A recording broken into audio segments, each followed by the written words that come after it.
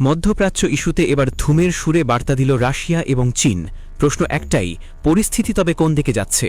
বর্তমান বিশ্বের উত্তপ্ত রাজনৈতিক মানচিত্রে ইরান, ইসরায়েল এবং মার্কিন যুক্তরাষ্ট্রের মধ্যকার ত্রিভুজাকৃতি সংঘাত এখন আর কেবল এই তিনটি দেশের সীমানায় সীমাবদ্ধ নেই।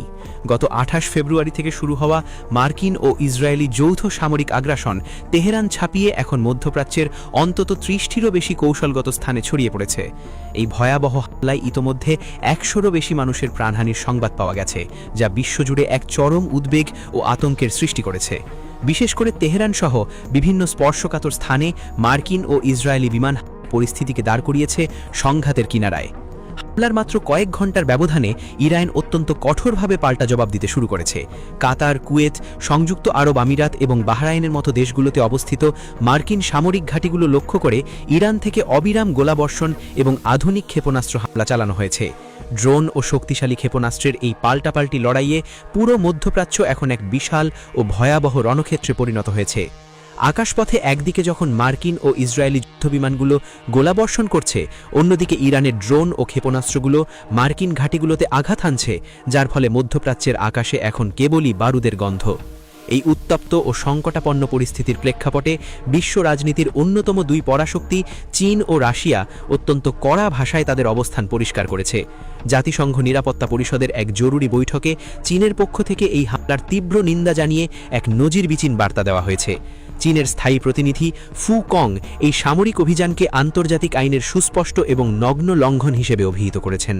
বেইজিংয়ের মতে বেসামরিক নাগরিকদের নিরাপত্তা যেখানে সবার আগে নিশ্চিত করার কথা, সেখানে এই ধরনের নির্বিচার হামলা একটি অলিখিত রেড লাইন বা চূড়ান্ত সীমা অতিক্রম করার শামিল।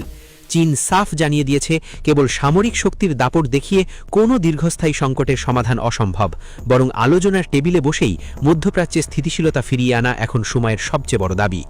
বিশ্লেষকরা মনে করছেন, চীনের এই অবস্থান কেবল ইরানের প্রতি নিছক সমর্থন নয়, বরং মধ্যপ্রাচ্যে মার্কিন একাধিপত্যের বিরুদ্ধে একটি জোরালো ও কৌশলগত দূতনৈতিক সংকেত।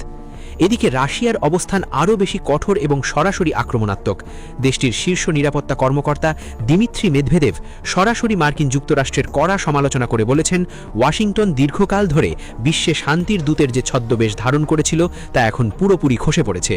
তার মতে, যুক্তরাষ্ট্র পারমাণবিক আলোচনার নামে কেবল দূতনৈতিক নাটক করে সময়ক্ষেপণ করেছে এবং আড়ালে এই সামরিক অভিযানের ছক কষেছে। এরই মধ্যে রাশিয়ার রাষ্ট্রীয় পরমাণু সংস্থা রোসাটম অত্যন্ত জরুরি ভিত্তিতে ইরানের বুশেহর পরমাণু বিদ্যুৎ কেন্দ্র থেকে তাদের বিশেষজ্ঞ ও কর্মীদের সরিয়ে নিতে শুরু করেছে। রাশিয়ার এই আকস্মিক ও বড় ধরনের পদক্ষেপ থেকে পরিষ্কার বোঝা যায়, ইরানের পারমাণবিক স্থাপনাগুলোর নিরাপত্তা এখন চরম ঝুঁকির মুখে রয়েছে। মস্কো আন্তর্জাতিক সম্প্রদায়ের প্রতি কড়া আহ্বান জানিয়ে বলেছে, কোনোভাবেই যেন এই পারমাণবিক স্থাপনাগুলোকে যুদ্ধের লক্ষ্যবস্তু করা না হয়।